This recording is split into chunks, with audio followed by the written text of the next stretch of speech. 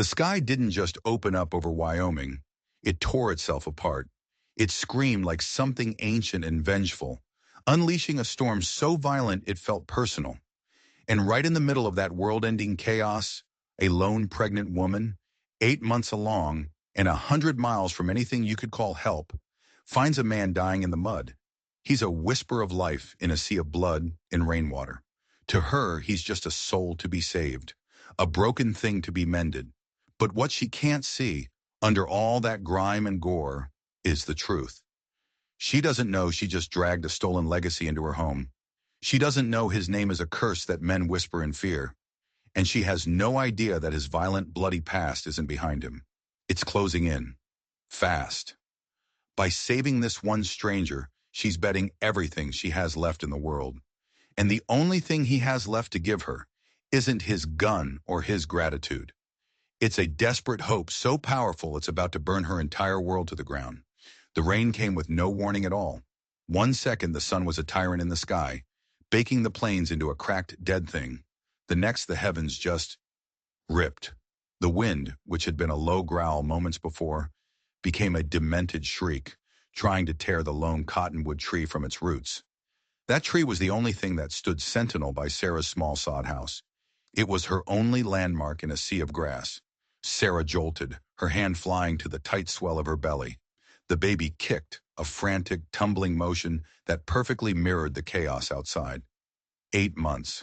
It had been 8 months since her husband John had ridden out. He'd promised he'd be back before the first snow. But the first snows had come, melted, and were now feeding the very creeks that threatened to swallow her whole. She was utterly alone, stranded in an endless ocean of grass with only the sad lowing of her single milk cow. Bessie for company. This storm was alive. It was a monster made of wind and water, and it was trying to get in. Rain hammered the roof like 1,000 tiny fists. The oiled paper she'd stretched over the single window flickered and strained, casting shadows that danced like devils across the one-room interior. She paced the length of the cramped space, her bare feet cold against the packed earth floor, the fire in the hearth spitting and hissing as the wind found its way down the chimney. Fear, a cold and familiar friend, settled deep in her gut. It wasn't the storm that truly terrified her. She'd weathered dozens in her 24 years. It was the crushing, absolute isolation it amplified. If the roof gave way, if the creek rose too high, if the baby decided that now was its time, there was no one. Not a single soul to call for. No one to help. A crack of thunder, so loud it shook the very foundations of the house, was followed immediately by a splintering crash from outside. That second sound was not thunder. Sarah froze, her heart trying to climb out of her throat. It was close, way too close. Bessie let out a terrified, guttural bellow that was cut short. "Easy, girl," Sarah whispered, her voice trembling. She crept to the door, her hand hovering over the heavy wooden bar that was her only lock. She listened, straining to hear anything over the roar of the storm and Bessie's panicked cries. Common sense, the part of her that had kept her alive this long, screamed at her to stay inside, to wait it out.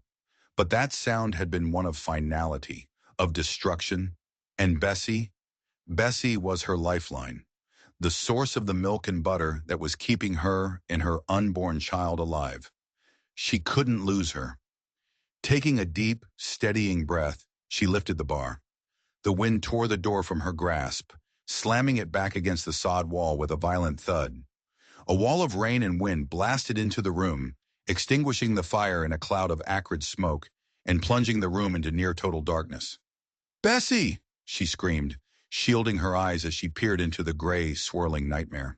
The small corral she and John had built was a scene of pure devastation. A huge section of the fence was smashed to splinters, and the great cottonwood, her landmark, her only shade in the brutal summer months, had been struck by lightning. A massive, splintered limb had torn away from the trunk and crashed down right on the fence. But it hadn't just hit the fence. Lying half submerged in the rapidly forming mud and water was a dark, unmoving shape. It wasn't Bessie.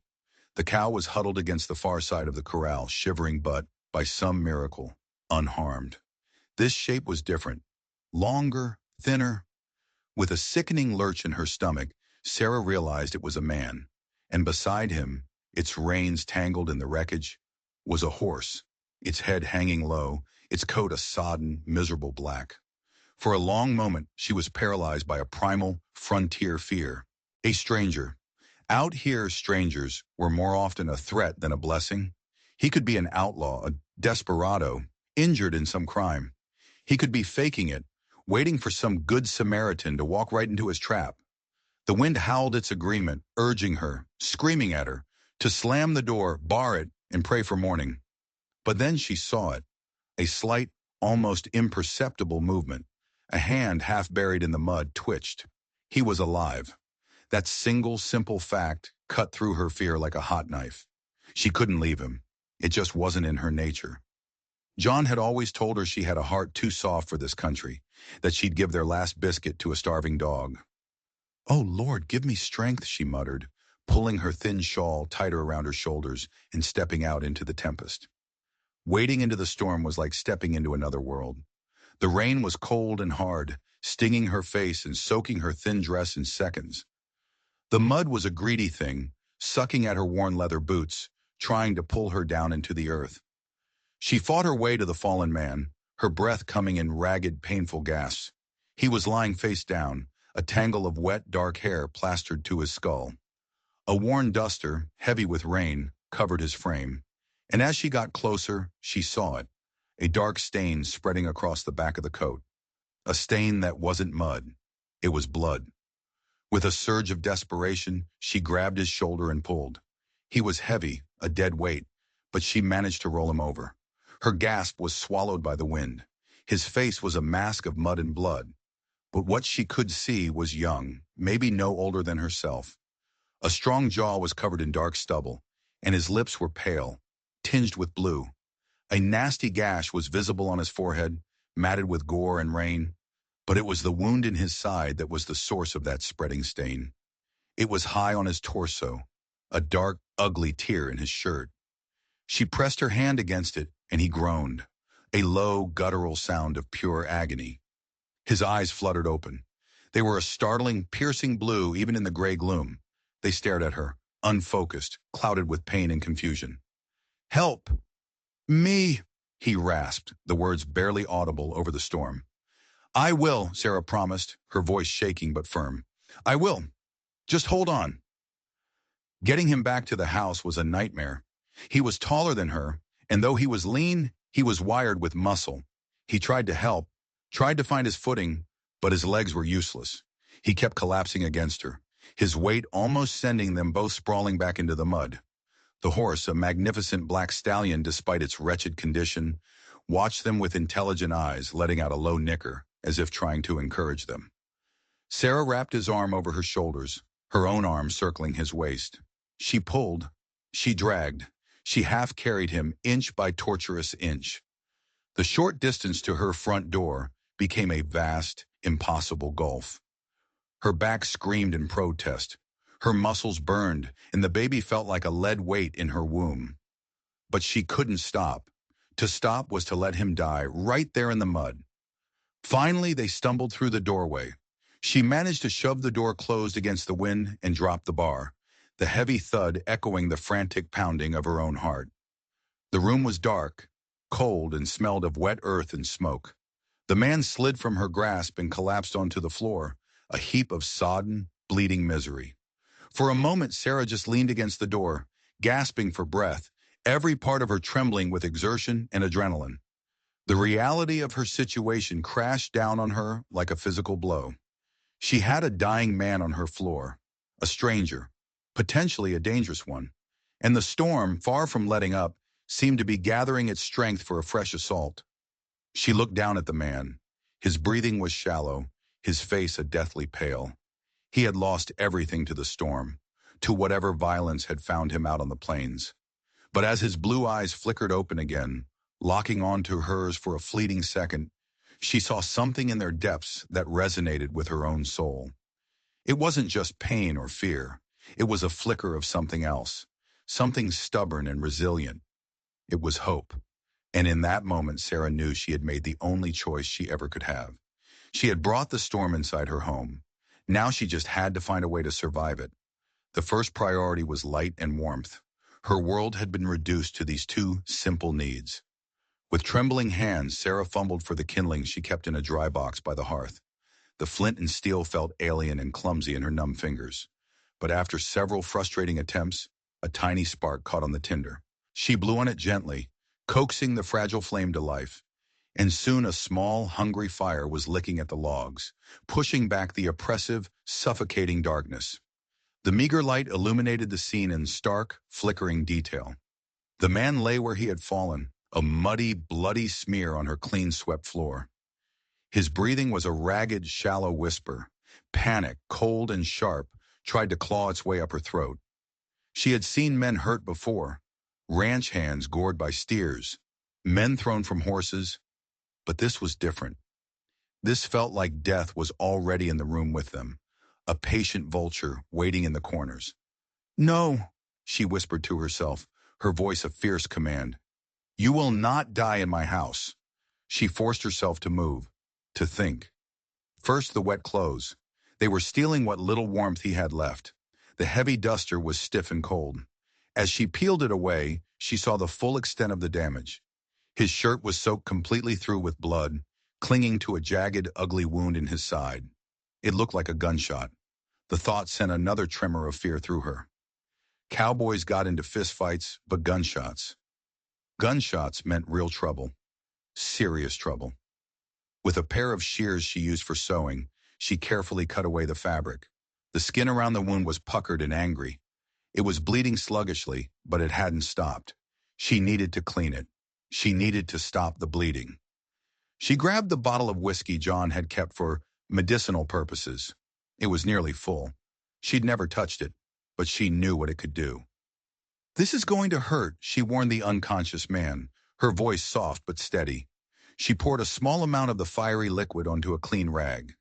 As she dabbed at the wound, his body arched in a silent scream. A low, guttural moan escaped his lips, and his eyes flew open, wide with agony.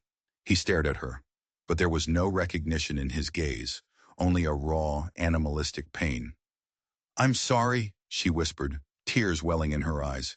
"I'm so sorry, but I have to." He lapsed back into unconsciousness as she worked, cleaning the wound as best she could. She had no real medical knowledge, only the practical, often brutal lessons of frontier life. She'd seen her mother stitch up a farmhand's leg with a needle and thread, sterilized in a flame. With a heavy heart, she knew what she had to do. There was no doctor for 100 miles. There was only her. After sterilizing her largest sewing needle and some heavy thread in the fire, she took a deep, shuddering breath. Her hands shook violently as she pushed the needle through his skin for the first time. His body jerked, but he didn't wake. She worked quickly, clumsily, her stitches uneven and ugly. It felt like butchery, not surgery. But it was the only chance he had. With each stitch, she prayed. Prayed for his life, prayed for her own strength, prayed for the morning to come. When she was finished, she bandaged the wound tightly with strips torn from one of John's old shirts. She cleaned the gash on his forehead as well, finding it less severe than the wound in his side. Finally, she managed to strip him of his remaining wet clothes and cover him with every spare blanket she owned. Exhausted, she sank onto the small stool by the fire, her body aching, her mind numb. The storm still raged outside, a constant, roaring reminder of her isolation. She looked at the man, his face now clean, his dark hair curling as it dried. In repose, he looked younger, more vulnerable. There was a story in that face, in the fine lines around his eyes, the faint scar that bisected his left eyebrow, the stubborn set of his jaw, a story that had nearly ended here, in a bloody heap on her floor. As the long night wore on, she tended to him, bathing his face with cool water when the fever took hold. He began to mutter, his words fragmented, nonsensical. Names and places tumbled from his lips in a feverish torrent. "Blackwood. Can't let him. The deed. It's all I have left." The name Blackwood was spoken with a particular venom, a curse whispered into the darkness. She'd heard that name before. Jedediah Blackwood, a cattle baron from the south, A man with a reputation as hard and unyielding as the land he ruled. A man known for getting what he wanted, by any means necessary. No, not the boy, the stranger moaned, his head thrashing on the pillow she had made from a sack of flour. Lillian, forgive me. Sarah's heart ached for him. Lillian, a wife, a sister, and a boy, his son. The broken fragments painted a picture of devastating loss, of a life torn completely apart. This wasn't just a cowboy caught in a storm. This was a man running from something or someone. A man who had lost everything. Sometime before dawn, the fever seemed to break. His breathing deepened, becoming more regular. Sarah allowed herself a tiny sliver of hope. She had done all she could. Now it was up to him. As the first pale light of morning began to filter through the oiled paper window, the storm finally exhausted itself. The wind died down to a mournful sigh, and the rain softened to a gentle patter. Sarah rose stiffly, her back a knot of pain. She went to the door and looked out. The world was washed clean. The air was fresh and cool. The plains, once brown and dusty, were now a vibrant, glistening green. It was a world reborn. She turned her attention to the man's horse, the black stallion. It stood patiently, its reins still tangled in the broken fence. She approached it cautiously, but the animal simply watched her, its dark eyes intelligent and calm. She untangled the reins and led it to the small lean-to that served as a stable. She found a sack of oats, part of her precious winter store, and gave the horse a generous portion. It was a magnificent animal, well-fed and strong, not the horse of a common drifter. When she returned to the house, she saw that the man's eyes were open. He was watching her. The piercing blue was clearer now, the fog of pain and fever receding. "Where?" he whispered, his voice a dry, cracking rasp. "You're in my home," Sarah said softly, approaching him slowly. "You were caught in the storm. I found you by the fence." He tried to sit up, but a sharp intake of breath and a grimace of pain told him it was a mistake. "Easy now," she cautioned. "You're badly hurt. You've been shot." His eyes widened slightly. A flicker of something, fear, memory, anger, passed through them. He looked down at the bandage on his side, then back at her. "Who are you?" he asked. "My name is Sarah," she replied. "My husband is away." She couldn't bring herself to say more, to admit the full truth of her abandonment. He studied her for a long moment, his gaze taking in her swollen belly, her tired face, the simple poverty of her home.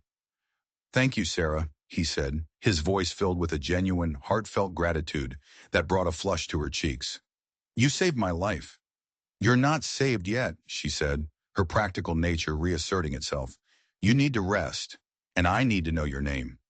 He hesitated, his jaw tightened, and the guarded, suspicious look returned to his eyes. He seemed to be wrestling with himself, with what to say, with what to reveal. A war was being fought behind those blue eyes.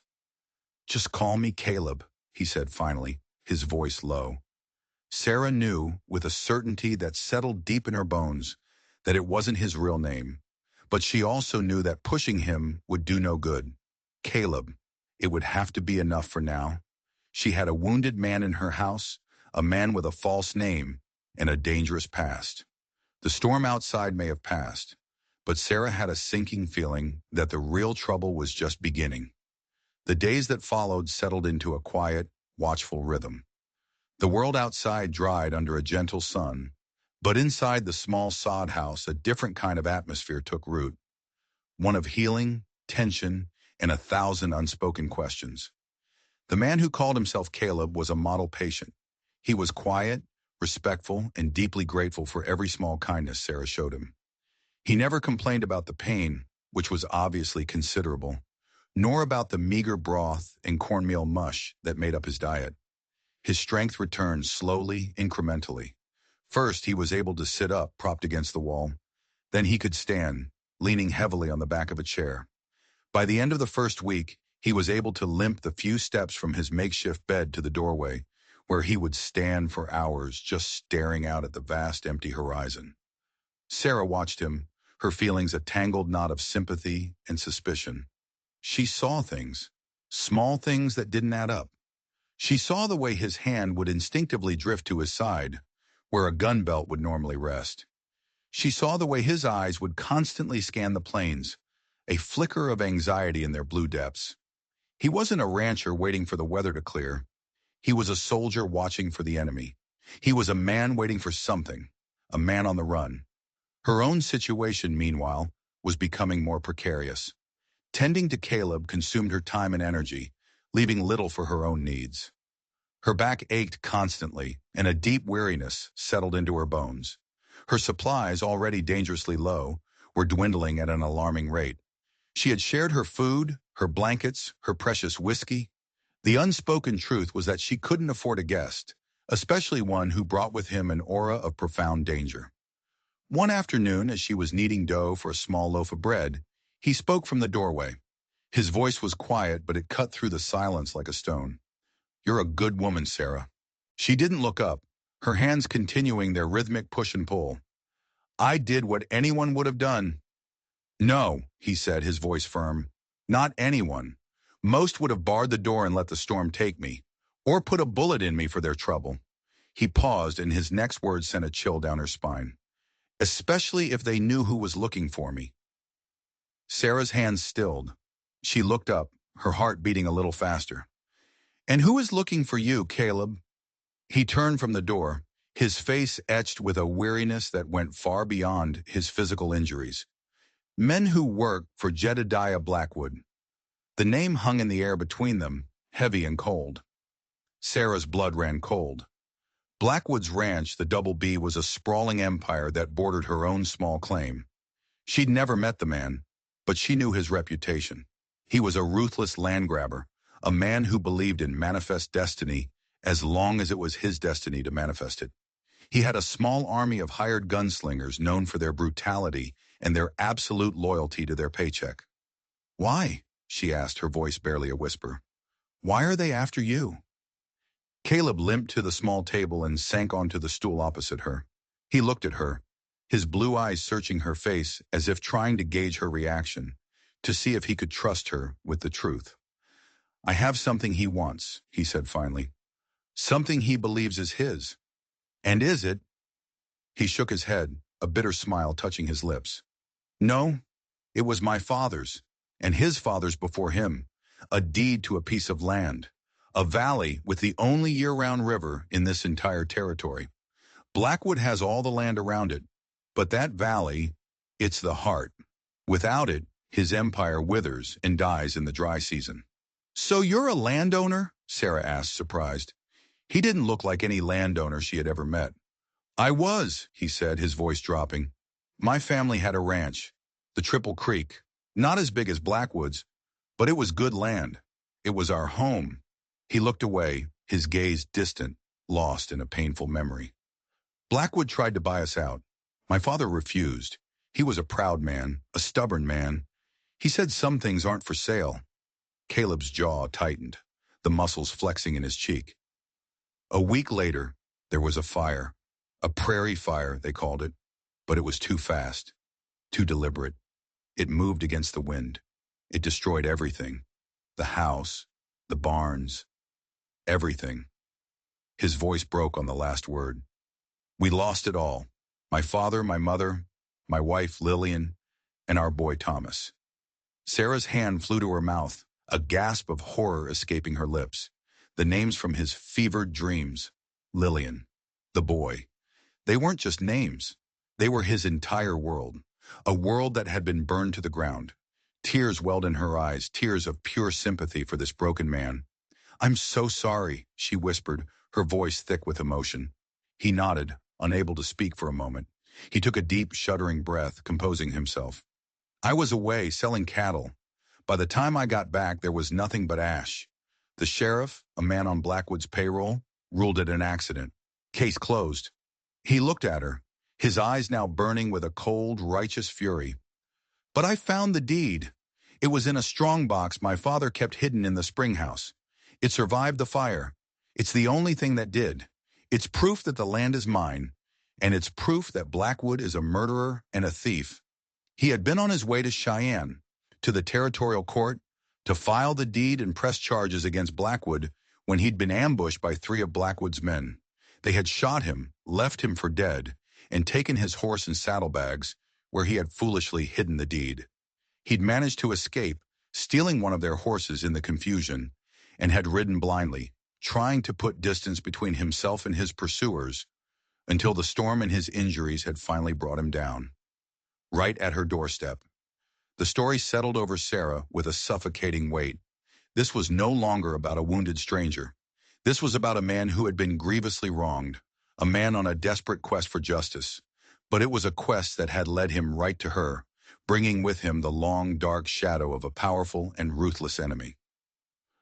"They think I'm dead," Caleb said, his voice low. "But when I don't show up in Cheyenne and the deed doesn't surface, Blackwood will get nervous. He'll send his men out looking. Not for me. For the deed. They'll search everywhere." He looked at her, and the unspoken threat hung in the air. "They'll come here." Her isolated homestead, once a sanctuary, was now a target. She and her unborn child were in the direct path of a storm far more dangerous than the one that had brought Caleb to her. She looked at him, at the raw pain and fierce determination in his eyes. She thought of her own loss, of her husband who would likely never return. She thought of the child growing inside her, a child who would be born into this harsh, unforgiving world. She had a choice to make. She could send him away, tell him to take his trouble and his war with him. It would be the smart thing to do, the safe thing. But as she looked at this broken man, a man who had lost everything but a single, desperate hope for justice, she saw a reflection of her own struggles. They were 2 solitary souls adrift in a sea of hardship, their lives now unexpectedly and irrevocably intertwined. "Then we'll have to make sure they don't find it," she said, her voice quiet but resolute. A look of profound relief and gratitude washed over Caleb's face. In that moment, a fragile, unspoken alliance was forged between them, a bond of shared vulnerability and a mutual, deadly enemy. They were no longer just a woman and a stranger. They were partners in a dangerous game. And the prize wasn't just a piece of paper. It was their lives. The unspoken pact between them changed the air in the small house. The tension of suspicion was replaced by the thrumming anxiety of a shared, deadly secret. Sarah found herself watching the horizon as much as Caleb did, her eyes scanning constantly for the telltale dust cloud of approaching riders. Every snap of a twig, every distant cry of a hawk sent a jolt of pure adrenaline through her. Caleb, meanwhile, was growing restless. His body was healing. The wound in his side was now a puckered, angry scar, but his spirit was chafing at the inactivity. He was a man of action, and this waiting was a special kind of torture. He began to take on small chores, insisting on helping despite Sarah's protests. He chopped firewood, mended the broken corral fence with a surprising skill, and even took to milking Bessie, his large, calloused hands surprisingly gentle. "You've done this before," Sarah remarked one evening, watching him from the doorway. "A lifetime ago," he replied, his voice distant. He didn't elaborate, and she didn't press. His past was a landscape of pain, and she had no desire to force him to walk through it again. One afternoon, seeking to distract him and herself from the constant, gnawing worry, Sarah had an idea. "Your clothes are beyond repair," she said, gesturing to the blood-stained, tattered garments she had washed and folded. "I have some of John's things in his trunk. He was a bigger man than you, but I can alter them." Caleb looked hesitant. "I couldn't, Sarah. It doesn't feel right." "Nonsense," she insisted, her tone leaving no room for argument. "It's better they're of use to someone than eaten by moths." She dragged the heavy wooden trunk from the corner of the room. It was the only piece of furniture besides the bed and table that she had brought with her from her family home in Ohio. It contained the few remnants of her former life and of her life with John. Opening it released the faint scent of cedar and memories. She pulled out a sturdy pair of denim trousers and a blue chambray shirt. As she did, something else was dislodged from the bottom of the trunk. It was a small, leather-bound pouch tied with a rawhide string. It landed on the floor with a soft thud. Caleb, who had limped over to stand beside her, bent down to retrieve it. "This must be he said, holding it out to her. Sarah frowned. "I've never seen that before in my life." Caleb turned the pouch over in his hands. It was old, the leather worn smooth with time. He pulled at the rawhide tie, and the pouch fell open. Inside was a single object. It was a small, intricately carved wooden bird, a hawk or an eagle, its wings outstretched in flight. "It's beautiful," Sarah breathed, reaching out to touch it. But Caleb wasn't looking at the carving. He was staring at the pouch itself. The leather was dark and worn, but on one side, almost invisible against the dark surface, was a small branded mark.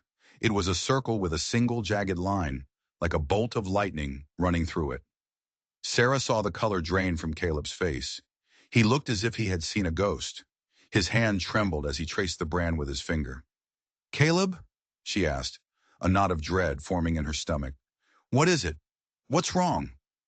He looked up at her, his blue eyes dark with a dawning horror. "Where did you get this?" he whispered, his voice hoarse. I I don't know," she stammered. "It must have been John's. It was in his trunk." "John?" Caleb's voice was sharp, accusatory. "Your husband?" "Yes," she said, confused and frightened by his violent reaction. "He was a trapper. He traveled all over the territory." Caleb stared at the brand, his mind racing, connecting dots that Sarah couldn't even see. The brand of the Broken Circle.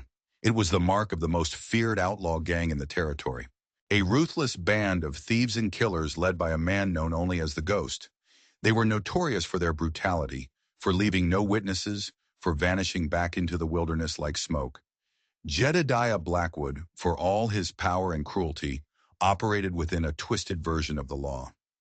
The Broken Circle gang operated outside of it entirely. They were chaos and death, a plague on the land. "This brand," Caleb said, his voice low and dangerous, "it belongs to the men who ambushed me." Sarah's world tilted on its axis. "What? No. You said it was Blackwood's men."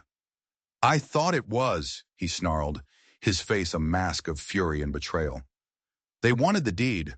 I assumed they were on his payroll. But this changes everything."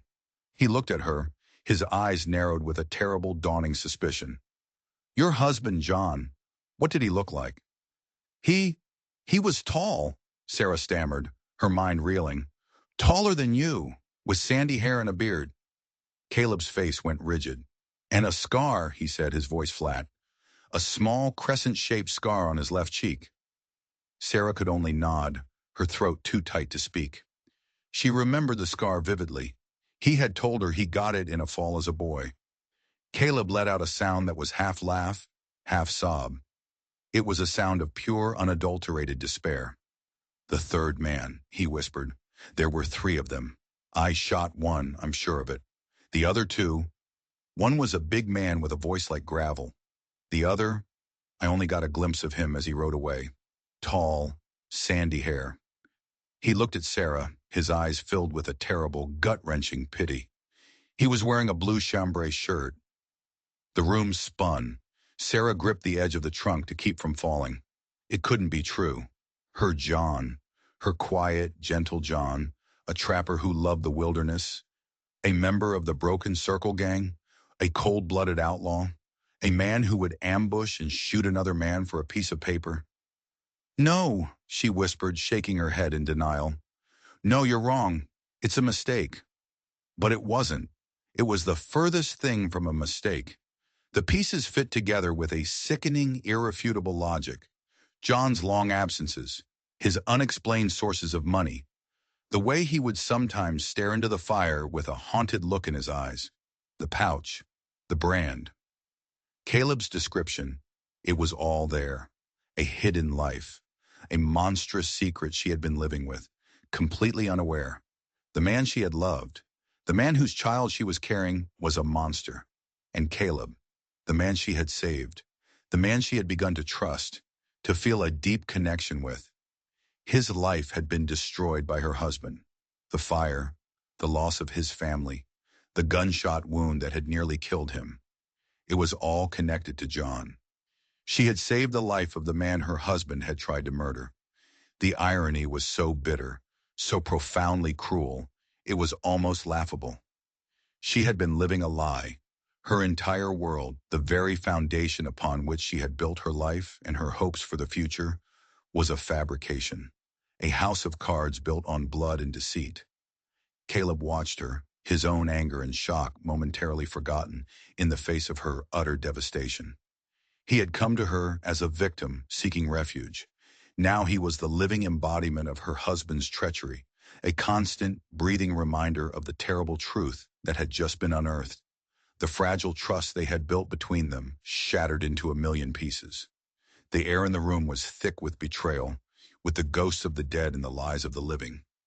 Sarah looked at Caleb, the man her husband had wronged, and saw not a partner, but an accuser. And he looked at her, the wife of his would-be murderer, and saw not a savior, but the last bitter legacy of the man who had taken everything from him. The storm that had brought them together was nothing, absolutely nothing compared to the one that was now raging inside the four walls of the small sod house. And this time, there was nowhere to hide. The silence that fell between them was a chasm, deep and jagged, filled with the wreckage of their shattered perceptions. Sarah retreated into herself, becoming a numb, cold shell. She moved about the house like an automaton, performing her daily chores with a mechanical precision that belied the turmoil raging within her soul. She couldn't look at Caleb without seeing the face of his attacker, the ghost of her husband John. The name was a poison on her tongue, a name that now meant nothing but lies. Caleb, for his part, was caught in his own vortex of confusion and fury.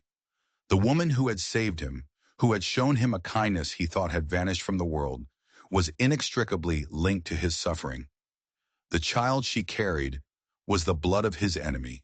Every compassionate gesture, every shared meal, was now tainted by this horrific revelation.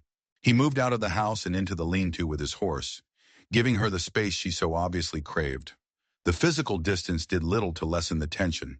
It was a palpable thing, a third presence in the vast, empty landscape. 2 days after the discovery, as the sun began its slow descent towards the horizon, painting the sky in fiery strokes of orange and purple, it happened. The thing they had both been dreading, the thing they both knew was inevitable. Caleb saw them first, two riders silhouetted against the setting sun. They were moving slowly, deliberately, their eyes scanning the terrain. They weren't cowboys. They were hunters, and he and Sarah were the prey. He burst into the house, his face grim. "They're here," he said, his voice low and urgent. Sarah looked up from the fire, her eyes wide with terror. The numbness that had enveloped her shattered, replaced by a raw, primal fear. "Two of them," Caleb continued, his mind racing. "They'll have seen the smoke from the chimney. There's no hiding." He looked around the small, indefensible room. One door, one window. "Get away from the window," he commanded. He grabbed the heavy iron poker from the hearth, the only weapon he had. It was a pitiful defense against two armed men. His gun, his rifle, they were all gone, taken by the men who were now riding towards them. "What do they want?" Sarah whispered, her hand instinctively going to her belly. "The deed," Caleb said, his eyes fixed on the door. "Or me, or both." He glanced at her, his expression a mixture of grim determination and a surprising, fierce protectiveness. "Stay behind me." The riders drew closer. The rhythmic thud of their horses' hooves was a death knell on the quiet evening air. They stopped a short distance from the house, just beyond the repaired corral. One of them, a large, broad-shouldered man with a thick, greasy beard, dismounted. The other, a wiry, ferret-faced man, remained in the saddle, a rifle resting casually across his lap. "Hello, the house!" the big man called out, his voice a gravelly rumble. It was the voice Caleb remembered from the ambush. Silence. Caleb stood by the door, his knuckles white around the poker. "We know you're in there," the man shouted, a menacing edge to his voice. "We're looking for a friend of ours, tall fella, sandy hair, answers to the name John." Sarah's breath hitched in her throat. They were looking for her husband. They didn't know he was dead. Or worse, maybe they did. "Heard he settled down with a pretty little wife out this way," the man continued, taking a few steps closer. "We just want to talk to him. Business." Caleb knew it was a lie. They had tracked John here, and now they were looking for him and for what he had failed to get from Caleb. The deed. What do we do? Sarah breathed, her back pressed against the wall. They think John is here, Caleb whispered back, his mind working furiously. We can use that. He raised his voice, pitching it to sound weak, uncertain. He's not here. He rode out this morning. The big man laughed, a short, ugly sound. Is that so? Funny. His horse is right there in the corral. He gestured to John's old mare.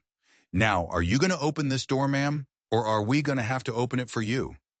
The threat was perfectly clear. Caleb knew they had to make a stand. He also knew that a direct confrontation would be suicide.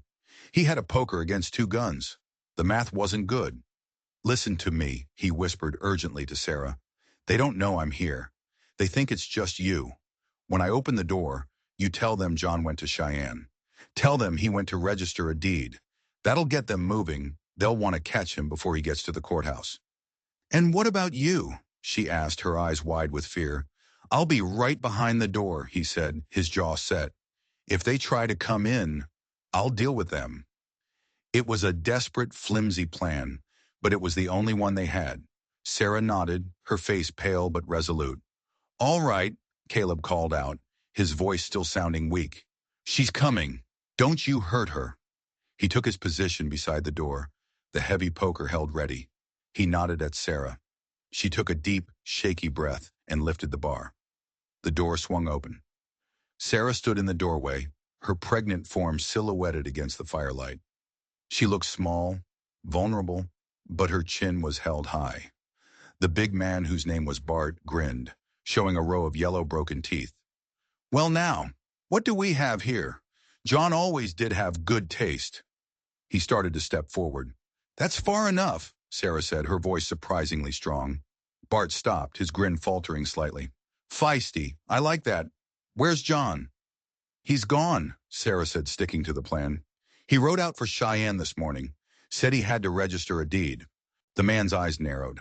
He exchanged a look with his partner, the ferret-faced man, who spat a stream of tobacco juice onto the ground. A deed? Bart asked, his voice low. What deed? I don't know, Sarah lied, her heart pounding against her ribs. He didn't tell me. He just said it was important. Bart seemed to consider this. It was plausible. If John had managed to get the deed, he would want to register it quickly. But something wasn't right. He could feel it. He took another step forward, his hand drifting towards the pistol on his hip. I think I'll just wait for him inside, he said, his eyes hard as river stones. No, Sarah said, standing her ground. Get out of the way, little lady, Bart snarled, his patience gone. He lunged forward, grabbing her arm. It happened in a split second.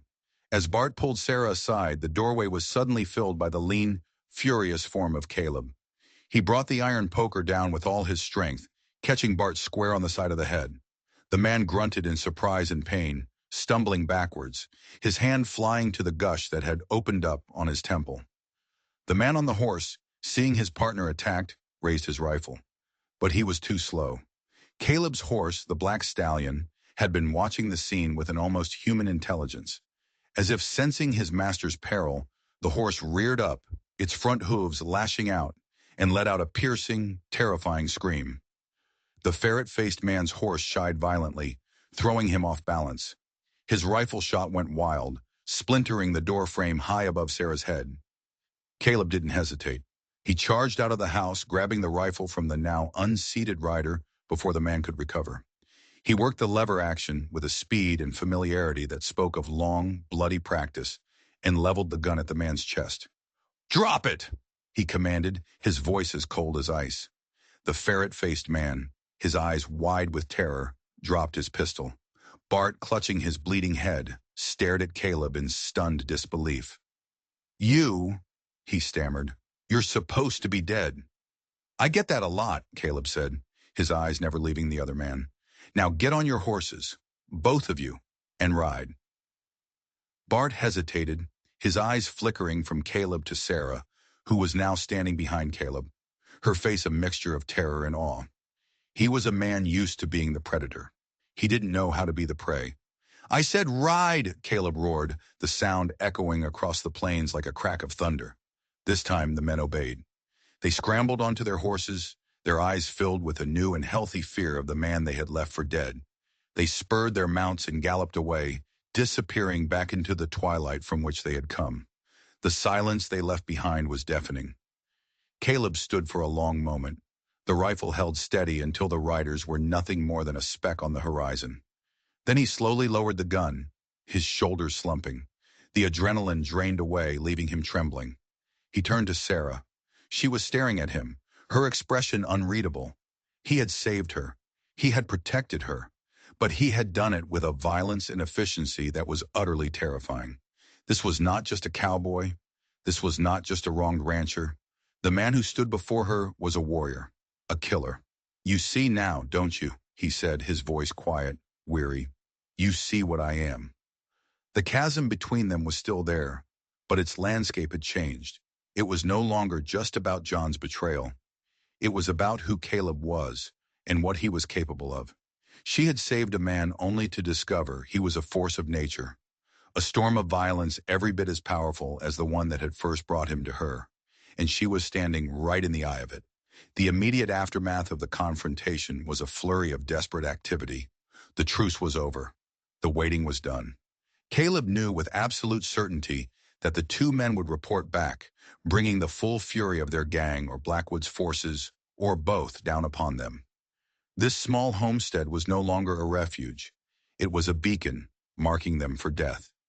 "We have to leave," he said, his voice grim, leaving no room for argument. "Now." They moved with frantic urgency under a moonless sky.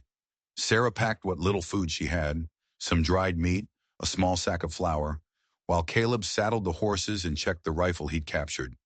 It was a good Winchester, well-oiled. It felt familiar in his hands. Too familiar. In their shared haste, a new unspoken understanding formed. He was her protector. She and her unborn child were his responsibility. He had brought this war to her doorstep, and it was his duty to see them through it. It was a heavy burden, but as they rode north, towards the jagged peaks of the mountains that clawed at the night sky, the silence between them was different. It wasn't the silence of tension or betrayal. It was the silence of mutual dependence. Two people against the world. After 2 days of hard riding, pushing the horses and themselves to their limits, they reached the foothills. As they made a cold camp in a small, sheltered ravine, he finally broke the silence that had stretched for miles. His voice was low, rough with exhaustion. "My name isn't Caleb." Sarah looked at him across the tiny, smokeless fire, waiting. "It's Cole. Cole Sullivan." The name meant nothing to Sarah, but she sensed the weight it carried for him, the cost of speaking it aloud. "My father," he continued, staring into the darkness, "was a good man. He believed in the law. He tried to fight Blackwood the right way, with petitions and courts. I wanted to fight him with guns. I was young and angry. But my father, he made me promise. Promise to put that life behind me, to be a husband and a father." His voice was thick with a guilt that was years old but still raw as an open wound. "I kept that promise. I buried that part of myself. I built a life. I loved my wife. I loved my son." He finally turned to look at her, his eyes filled with a soul-deep weariness. "And then I lost them all in the fire. The only thing I had left was hate, and a fool's hope that I could use the law, my father's law, to get justice." He shook his head, a bitter, self-deprecating gesture. "That's the truth of it, Sarah. I'm not some noble rancher. I'm a failed husband, a failed father, a man whose name is worth less than dust, driven by a hope for nothing more than vengeance." His confession, raw and unvarnished, hung in the crisp mountain air. It was a laying down of arms, a final surrender to the truth. Sarah looked at the man beside her, this Cole Sullivan, a man trapped between the person he'd promised to be and the person the world had forced him to become. Her own sense of betrayal, her anger at John, it all seemed small and insignificant in the face of his monumental, world-shattering loss. "Your father would be proud of you, Cole," she said softly, her voice clear and certain in the quiet of the mountains. He stared at her, surprise flickering in his eyes. "You tried to honor him," she said, You fought for his memory with the tools he gave you. That's not failure. That's love. Her simple words, spoken with such conviction, breached the walls he had built around his heart. The icy fury in his eyes, the self-loathing, it softened. It was replaced by a profound shimmering relief, like a man lost in the desert, finally finding water. High in that remote wilderness, the chasm between them finally closed. Their bond, which had been broken and reforged so many times, now solidified, not by circumstance, but by a shared, painful understanding. The weight of his name had been shared, and in the sharing, Cole Sullivan felt a new kind of hope begin to stir. Not just for revenge, but for a future. They found a secluded valley deep in the mountains, a hidden sanctuary of impossible green, fed by a crystal-clear spring.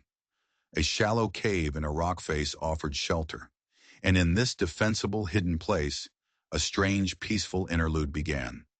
The war for the Triple Creek, the threat of the Broken Circle, and Jedediah Blackwood, it all seemed a world away. Their lives were reduced to the simple elemental tasks of survival, hunting for small game, gathering edible roots, keeping the fire alive. A new, deeper connection grew between them, a bond forged not in passion, but in the quiet warmth of shared solitude and mutual respect.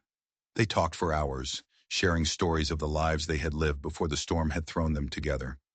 He learned about her childhood in Ohio, her dreams of a garden and a family.